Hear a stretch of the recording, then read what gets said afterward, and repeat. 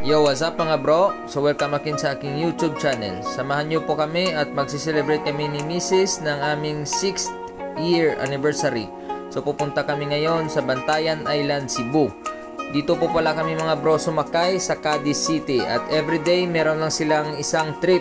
At yan ay tuwing 10 AM. So sumakay lang kami ng ferry boat mga bro. At almost 100 capacity. So kasama namin yung bayaw ko. Dumating kami sa Bantayan mga around 1 PM. Papunta kami ngayon mga bro sa aming na-book na accommodation. So sa SF Catalina pala kami nakabook. At kung nakita nyo, ito yung view niya. So beachfront talaga siya. So hindi ka na mahirapang pumunta sa dagat kasi nasa harap ng resort nyo na ito. Ang una pala naming pinuntahan mga bro pagkatapos pumunta kami sa aming accommodation is yung Mangrove Eco Park nila. So yung Mangrove Eco Park nila mga bro is isa rin sa mga famous spot dito sa Bantayan Island. At dito rin natin makikita pala yung Camp Sawi.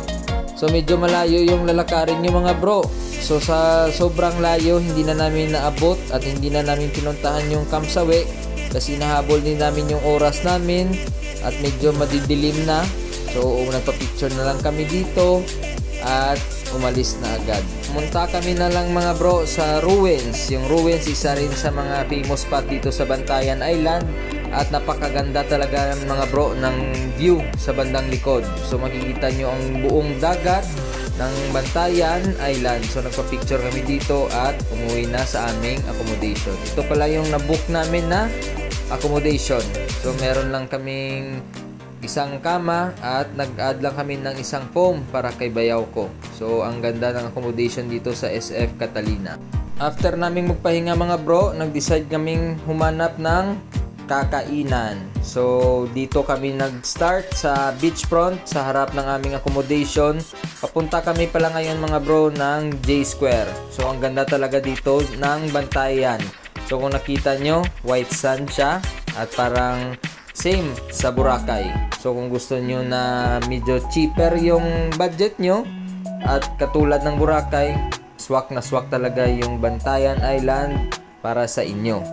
Medyo malayo-layo pala mga bro yung J Square dito sa aming accommodation. At ito, nakita namin yung sunset at tumigil kami sandali para magpicture kasi ang ganda talaga ng sunset mga bro.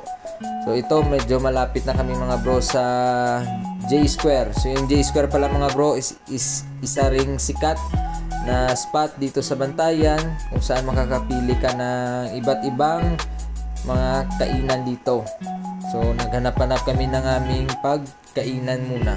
Nakahanap na kami mga bro at nag-order na si Mrs. at inaantay na lang namin yung pagkain namin.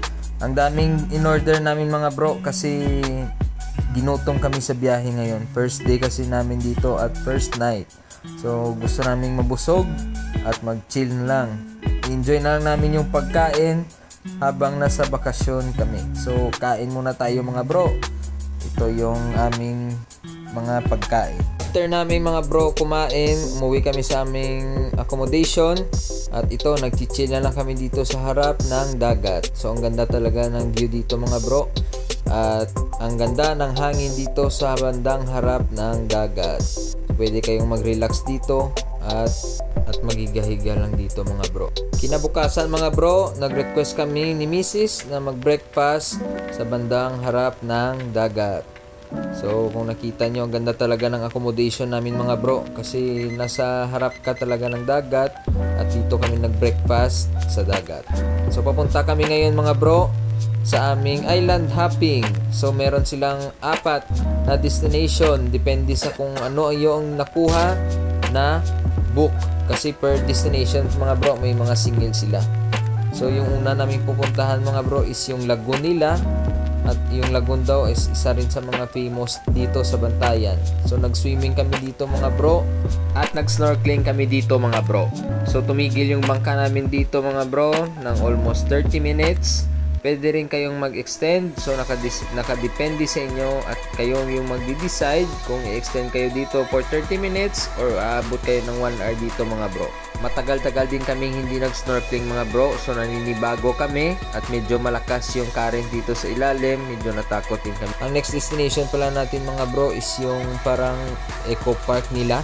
Pero hindi na kami pumunta doon kasi merong entrance fee. So next destination mga bro is papunta na kami sa Virgin Island. So ang Virgin Island is isa rin sa mga sikat na famous spot dito sa Bantayan Island. So ito na, nakadating na kami mga bro. Sa entrance pa lang meron ng malaking pangalan na Virgin Island. So nagpa-picture muna kami dito bago kami maligo at pumunta doon sa tabing dagat. So meron din isang signage pala dito mga bro, yung Virgin Island. So nagpa-picture kami ulit dito ni Mrs. kasi last picture namin dito is noong first anniversary namin. So ito mga bro, naligo kami muna dito. Ang ganda talaga ng tubig dito sa Bantayan Island. So ang sarap mong swimming dito mga bro. Katulad din sa Boracay yung dagat nila. So napaka-clear at ang ganda-ganda talaga. Next destination namin mga bro is yung Ugtong Cave. So dito na kami nag-decide ni Mrs. na kumain ng aming lunch.